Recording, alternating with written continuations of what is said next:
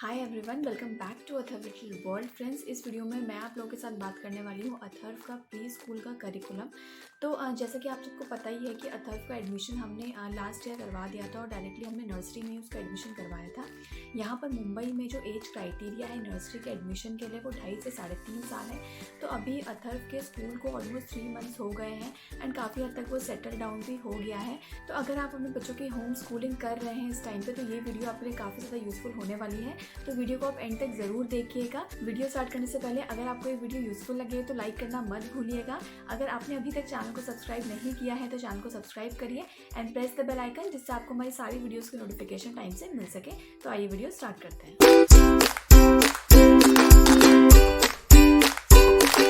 तो जून में जब अथर्व का स्कूल स्टार्ट हुआ था तो उस टाइम पे जो टाइमिंग थी वो 9 to 9:30 थी।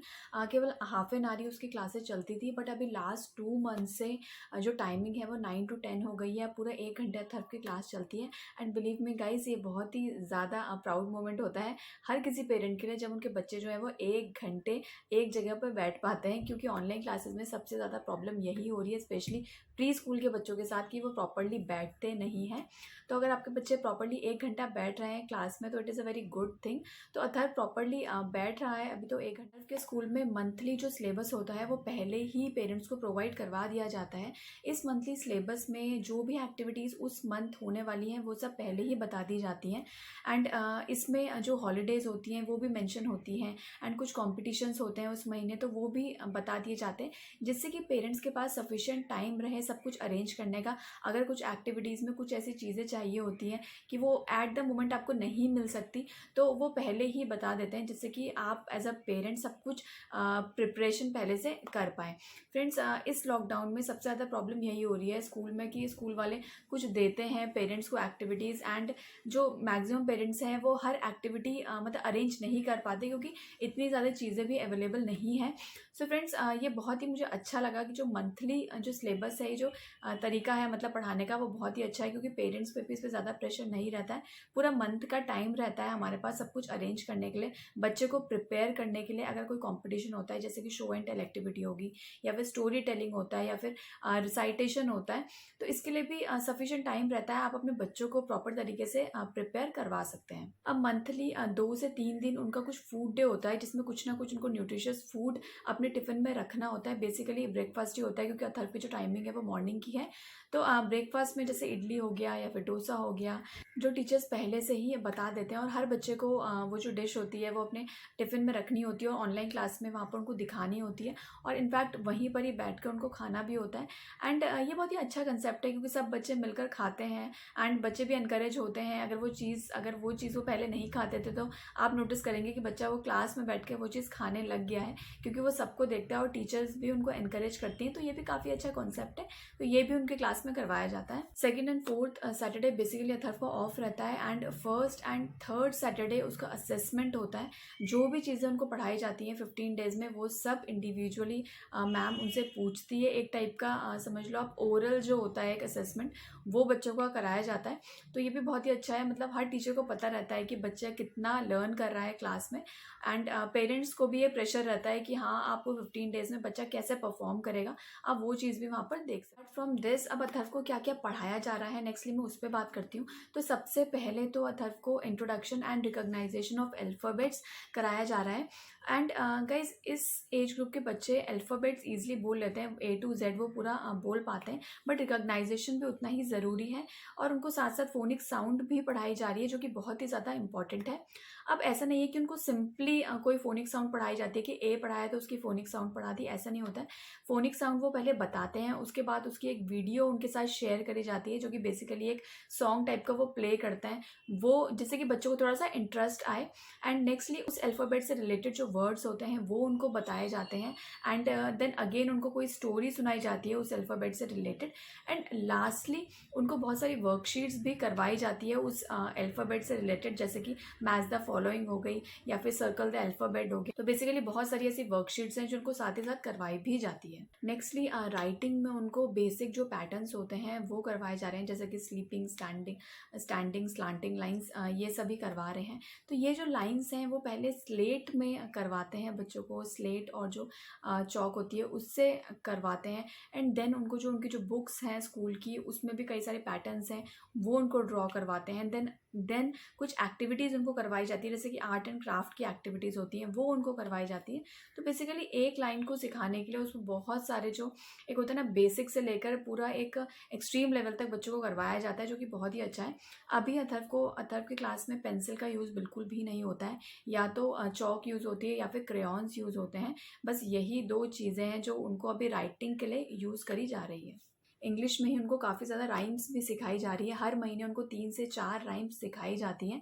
ये वही राइम्स होती हैं जो यूट्यूब पे आपको ईज़िली मतलब मिल जाती हैं अच्छे चैनल्स पे।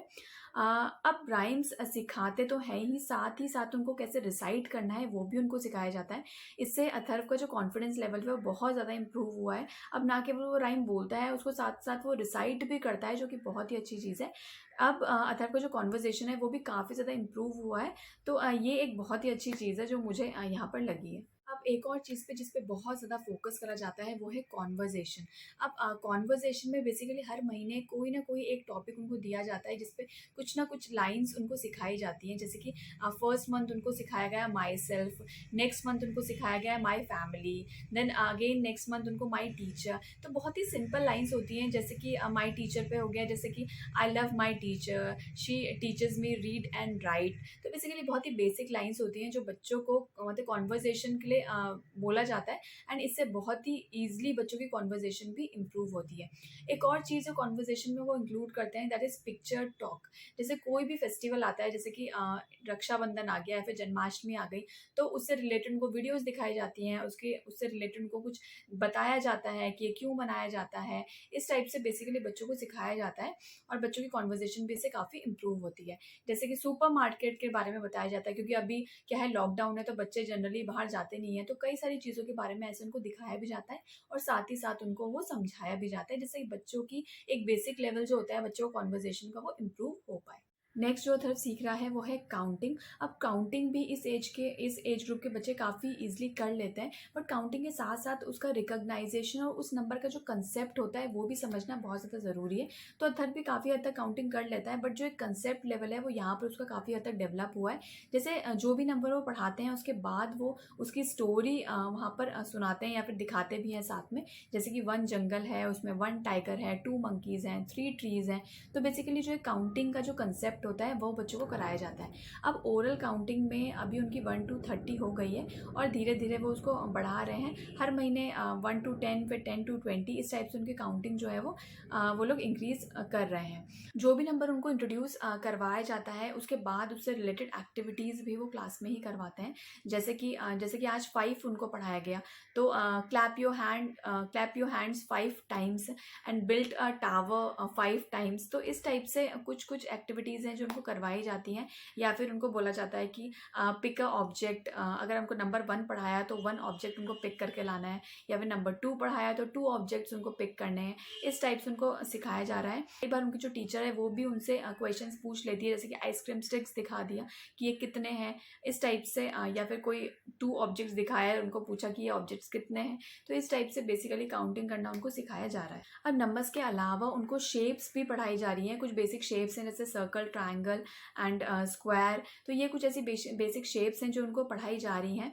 एंड इसका भी यही है कि जो भी वो शेप पढ़ाते हैं उससे रिलेटेड कुछ ऑब्जेक्ट्स या फिर आर्ट्स एंड क्राफ्ट में भी उनको ये चीज़ इंट्रोड्यूस करवाई जाती है। जैसे कि उस दिन आर्ट्स में वो लोग सर्कल ही दे देंगे, जिस दिन उन्होंने सर्कल पढ़ाया है तो उस सर्कल में आपको कलर करना है, या फिर कुछ प्लेट आपको दे देंगे। कुछ बेसिक जो एक्टिविटीज़ होती हैं उसी शेप से रिलेटेड वो दूसरे जो सब्जेक्ट्स हैं उनमें भी वो चीज़ वो इंट्रोड्यूस करवाते हैं। तो बेसिकली एक पूरा जो डे होता है उस दिन वो सर्कल का ही डे हो जाता है और सर्कल ही उनको प्रॉपर तरीके से करवाया जाता है। इसके अलावा कुछ प्री मैथ कंसेप्ट हैं जैसे कि ऑन, अंडर, बिग, स्मॉल। तो ये सब भी चीज़ें उनको मैथ्स में पढ़ाई जा रही हैं। अब जो भी उनको करवाया जाता है उसके साथ कुछ वो वीडियो ज़रूर दिखाते हैं, एनिमेटेड वीडियोज़, जिससे कि बच्चों का इंटरेस्ट बहुत ज़्यादा डेवलप होता है और इससे बच्चे काफ़ी हद तक सीख भी लेते हैं, क्योंकि जनरली बच्चों को इंटरेस्ट रहता है कार्टून देखने में। तो वो जो भी पढ़ाते हैं उससे रिलेटेड कुछ ना कुछ वो एनिमेटेड वीडियो ज़रूर दिखाते हैं। नेक्स्टली हम आते हैं एनवायरमेंटल स्टडीज़ में। तो इसमें उनको डोमेस्टिक एंड वाइल्ड एनिमल्स के बारे में बताया जा रहा है, and along with that where they live, what they eat, about the young ones, ये सब भी उनको सिखाया जा रहा है। इसके अलावा फूड के बारे में उनको सिखाया जाता है कि सोर्सेज ऑफ फूड क्या है, टाइप्स ऑफ फूड क्या है, living and non living things के बारे में उनको सिखाया जा रहा है, एंड माई बॉडी पार्ट्स, ये कई सारी चीज़ें हैं जो उसको एनवायरमेंटल स्टडीज़ में उनको पढ़ाई जा रही हैं। इसके अलावा सेंस ऑर्गन्स, पर्सनल हाइजीन, इन सब के बारे में भी उनको पढ़ाया जा रहा है। जैसे क्लाइमेट के बारे में उनको पढ़ाया जा रहा है, तो अभी क्या है कि जैसे रेनी सीजन है, तो रेनी क्रिएचर्स क्या होते हैं या फिर रेन वेयर क्या होते हैं, उन सब के बारे में भी उनको काफ़ी कुछ बताया जाता है। एक्टिविटीज़ में उनको काफ़ी कुछ सिखाया जा रहा है, जैसे कि paper crumbling, paper twisting, finger aerobics, या फिर बहुत सारी जिम की एक्सरसाइजेज होती हैं वो उनको कराया जाता है, योगा उनको करवाई जाती है। एंड जो भी उनको अदर सब्जेक्ट्स में पढ़ाया जाता है, जैसे कि मैथ्स में नंबर 1 पढ़ाया या 2 पढ़ाया, तो उसी से रिलेटेड ही उनकी जो एक्टिविटी करवाई जाती है कि कुछ पेपर कट करके उनको 1 बना दिया या फिर 2 बना दिया, जिससे कि बच्चे को जो कंसेप्ट होता है या फिर एक अंडरस्टैंडिंग होती है उस नंबर के थ्रू, तो वो उनकी बच्चों की काफ़ी ज़्यादा क्लियर होती है। अब कुछ बेसिक लाइफ स्किल्स होती है जो यहाँ पर बच्चों को सिखाई जाती है, जैसे कि आपको फूड वेस्ट नहीं करना है, do not hurt animals, love your pet, and healthy food and junk food के बारे में उनको बताया जाता है, टेबल मैनर्स के बारे में उनको सिखाया जाता है। तो जो भी ये बेसिक स्किल्स होती हैं जो डे टू डे लाइफ से रिलेटेड होती हैं, वो भी उनको उनके स्कूल में सिखाई जाती है। फ्रेंड्स, ये सब जो मैंने आपको बताया, ये सब अथर्व अभी पढ़ रहा है, एंड हर महीने वो कुछ ना कुछ नया इसी में ही ऐड ऑन करते रहते हैं। जैसे कि पहले महीने उन्होंने A to D, मतलब ABCD, capital and small both, ये जो सारे अल्फ़ाबेट्स होते हैं ये उनको सिखाए गए। नेक्स्ट मंथ उनको EFGH। तो ऐसा नहीं होता कि एक ही महीने सारे अल्फ़ाबेट्स उनको सिखा देंगे या एक ही महीने उनको 1 to 10 उनको पढ़ा दिया जाएगा, ऐसा नहीं होता है। हर महीने थोड़ा करके उनको पढ़ाया जाता है, और फिर उनको सभी कुछ उनको रिवाइज़ कराया जाता है, उन सब का असेसमेंट किया जाता है। तो काफ़ी कुछ होता है, एक अल्फ़ाबेट को पढ़ाने के लिए भी काफ़ी कुछ स्ट्रगल टीचर्स करते हैं। उसी से रिलेटेड एक्टिविटी होती है, उसी से रिलेटेड आपको कुछ होमवर्क दिया जाता है। तो फ्रेंड्स, ये सब था अथर्व का प्री स्कूल का करिकुलम। आई होप आपको ये वीडियो यूजफुल लगी होगी, और अगर आप होम स्कूलिंग कर रहे हैं तो आप यहाँ से काफ़ी कुछ पिक कर सकते हैं चीज़ें, और अपने बच्चों को पढ़ा सकते हैं। So friends, this is all in this video, and thank you so much for watching this video. I hope आपको वीडियो पसंद आई होगी। अगर आपको वीडियो यूजफुल लगी हो तो लाइक करिए and do share with your friends. Bye bye and take care.